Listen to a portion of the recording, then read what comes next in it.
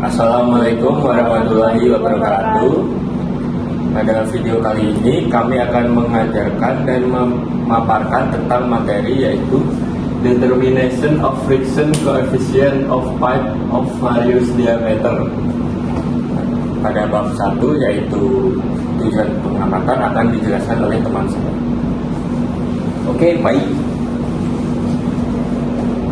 Tujuan umum: menentukan koefisien pada pipa dengan berbagai diameter untuk memahami hubungan antara debit, bilangan Reynolds, dan rugi-rugi energi pada aliran dalam pipa. Tujuan khusus yang pertama mengukur debit atau Q, tekanan diferensial atau delta P, serta menghitung kecepatan aliran V pada masing-masing pipa. Yang kedua menghitung head loss atau HG dan koefisien gesekan G pada masing-masing pipa. Yang ketiga menentukan bilangan Reynolds atau RA dan mengidentifikasi regime aliran. Yang keempat ada membandingkan nilai F hasil eksperimen dengan nilai teoritis. Yang kelima menganalisis pengaruh diameter pipa, kekerasan relatif, dan perubahan debit terhadap nilai F. Selanjutnya ada dasar teori. Penentuan koefisien gesek pada aliran fluida dalam pipa sangat penting karena berhubungan langsung dengan rugi tekanan yang terjadi sepanjang pipa. Ketika fluida mengalir, terjadi gesekan antara lapisan fluida dan dinding pipa serta gesekan antar lapisan fluida itu sendiri. Gesekan inilah yang menyebabkan penurunan tekanan sepanjang aliran. Besarnya rugi tekanan dipengaruhi oleh sifat fluida, kecepatan aliran, kekerasan pipa, dan diameter pipa. Hubungan antara rugi tekanan dan karakteristik aliran dijelaskan melalui persamaan Darcy-Weisbach. Rumusnya HF sama dengan F dikali L per D dikali V kuadrat per 2G, di mana HF itu head loss, L adalah panjang pipa, D diameter pipa, V kecepatan aliran, dan F merupakan koefisien gesek. Nilai koefisien gesek sangat dipengaruhi oleh bilangan Reynolds atau RA yang merupakan parameter tak berdimensi untuk menentukan jenis aliran. Bilangan Reynolds dirumuskan sebagai RA sama dengan Rho kali V kali D per mu, dengan Rho massa jenis fluida, V kecepatan aliran, D diameter pipa, dan mu viskositas dinamis fluida. Aliran dikategorikan sebagai laminar jika RA lebih kecil dari 2300, transisi jika RA berada pada rentang 2300 sampai 4000, dan turbulen jika RA melebihi 4000. Untuk aliran laminar, nilai koefisien gesek dapat dihitung langsung dengan formula sederhana, yaitu F sama dengan 64 per RA. Namun, pada aliran turbulen, nilai F tidak dapat dihitung langsung dengan formula sederhana, sehingga harus ditentukan menggunakan grafik seperti diagram Modi atau persamaan empiris seperti Colebrook atau Haaland. Diagram Modi memperlihatkan hubungan antara RA, kekasaran relatif pipa, dan nilai friction factor. Pada pipa yang lebih kasar, nilai F akan meningkat karena tekanan terhadap aliran bertambah. Oke, selanjutnya ada alat dan bahan yang akan dilanjutkan oleh teman saya. Seperti biasa, memang kita pasti alat dan bahannya pasti menggunakan barang-barang virtual lab seperti yang sebelum-sebelumnya ya. Nah, di sini kita lihat, ini kita untuk bahannya pasti ada nama alat, spesifikasi, dan fungsinya. Nah, kita mulai dari simulasi pipe flow virtual lab itu sendiri, yaitu untuk ukuran pipanya itu dia itu 12 mm, 18 mm, dan sampai 25 mm. Fungsinya yang utama untuk mengalirkan fluidanya itu tersebut. Nah, ada juga virtual differential, virtual free water, dan virtual water reservoir, virtual pump, dan virtual data logger. Nah ini semua memang kalau di real life ini ada benda aslinya, cuman kita versi virtualnya saja. Nah mereka memiliki spesifikasi dan fungsinya masing-masing. Nah, untuk yang virtual differential itu dia menampilkan delta V-nya. Virtual baterai ini menunjukkan debit aliran. Ini yang virtual baterai sekuan tuh speknya dia ini volume simulation tetap, virtual pump itu untuk mengalirkan, virtual data loggernya untuk catatan otomatisnya.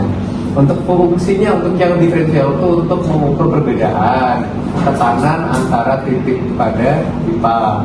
Untuk yang virtual ini mengukur kecepatannya, yang ini untuk menjadi fluida di pipanya itu sendiri, dan ini untuk yang menentukan viskositas di fluidanya, dan ini untuk menentukan data dan fluida yang dicatat. Nah, untuk bahan yang digunakan ini masih sama, pasti kita menggunakan air yang virtual dan parameter fluida untuk bahan-bahannya ya.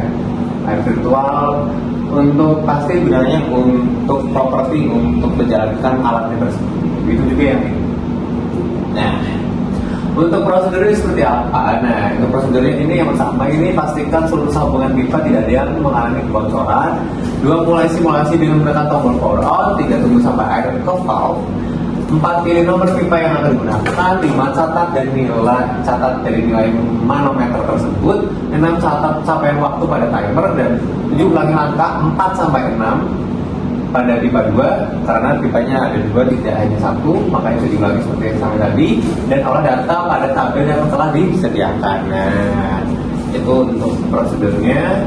Nah, untuk data hasil pengawasan akan dibacakan oleh teman saya.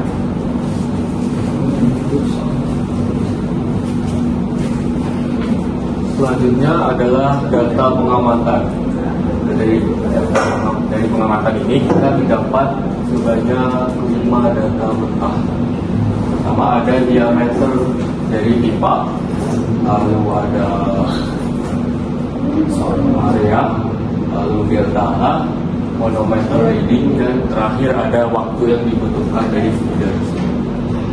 Jadi diameter pipa 1 mendapat nilai 0,022 dan pipa 2 dapat 0,016.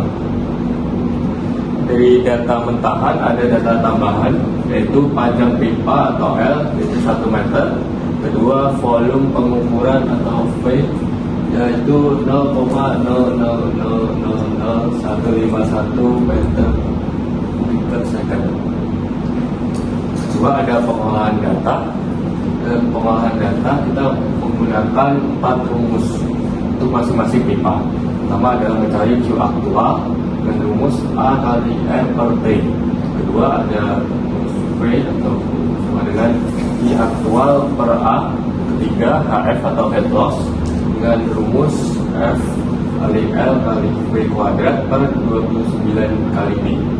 Dan terakhir rumus Reynolds number yaitu Rho kali V kali D per mu. Nah, lalu kita olah data-data yang sudah didapat tadi dari pipa 1. Q aktual didapat nilai 3,85 dikali 10 pangkat minus 5 meter kubik per second. Lalu V dapat nilai 1,008 meter per second.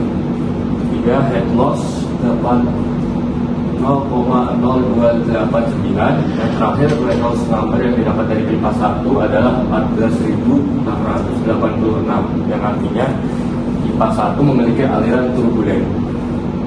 Lalu untuk pipa kedua, Q aktual terdapat 3,13 dikali 10 pangkat min 5 meter kubik per second. V mendapat 1,557 meter per second.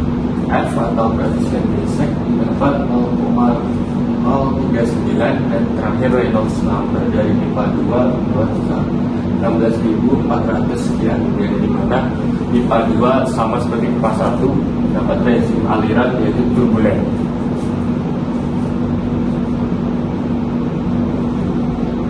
Lalu selanjutnya data-data yang sudah diolah tadi dimasukkan ke dalam tabel agar lebih tersusun dan dapat diolah dalam analisis dan kesimpulan.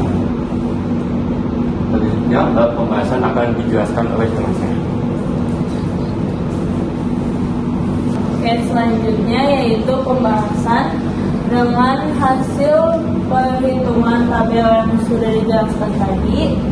Interpretasi hasilnya yaitu pertama, pipa diameter lebih kecil menghasilkan nilai F dan head loss yang lebih besar karena gesekan relatif terhadap dinding meninggi. Kedua, semua nilai D1 berada pada zona terbuka sehingga tegangan gesek meningkat dan mempengaruhi besarnya kehilangan tekanan. Tren sudut teori bahwa head loss berbanding lurus dengan V2 dan berbanding terbalik dengan diameternya. Perbandingan dengan teori, nilai F dari percobaan 0,028 sampai 0,0392 masih sesuai kisaran yang ditunjukkan oleh Moody chart untuk aliran turbulen pada pipa hasil sekian. Perbedaan kecil kemungkinan disebabkan oleh keterbatasan alat virtual dan pembacaan manometer. Faktor-faktor yang mempengaruhi hasil yaitu ada ketidakstabilan aliran saat pengukuran debit, kesalahan membaca manometer, pengaruh minat loose yang tidak dihitung, dan yang terakhir ketidakpastian waktu pengukuran. Kesimpulan yang dapat kita ambil dari percobaan ini yaitu menunjukkan bahwa rugi tekanan meningkat seiring bertambahnya kecepatan aliran dan nilai koefisien gesek dapat dihitung untuk berbagai variasi debit serta diameter pipa, di mana pipa berdiameter lebih kecil menghasilkan rugi tekanan yang lebih besar. Tujuan percobaan untuk menentukan koefisien gesek dan memahami pengaruh debit terhadap rugi tekanan telah tercapai melalui analisis data manometer dan penerapan persamaan Darcy Weiss bench. Dari percobaan ini juga diketahui bahwa diameter pipa sangat mempengaruhi nilai F dan pola hasil sesuai dengan teori aliran fluida. Untuk percobaan selanjutnya, disarankan meningkatkan kestabilan debit, melakukan kalibrasi manometer sebelum digunakan, serta menambah variasi diameter pipa agar analisis koefisien gesek lebih lengkap. Sekian pembahasan yang dapat kami sampaikan.